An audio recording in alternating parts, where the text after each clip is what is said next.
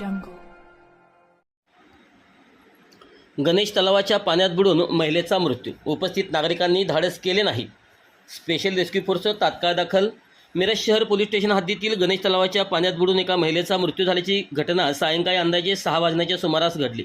स्थानिक नागरिकांच्या माहितीनुसार सदर महिला परिसरात फिरून लोकांकडून मदत स्वरूपात पैसे मागून आपला उदरनिर्वाह करत होती. महिला पाण्यात पडल्याची घटना घडल्यानंतर घटनास्थळी अनेक नागरिक उपस्थित होते.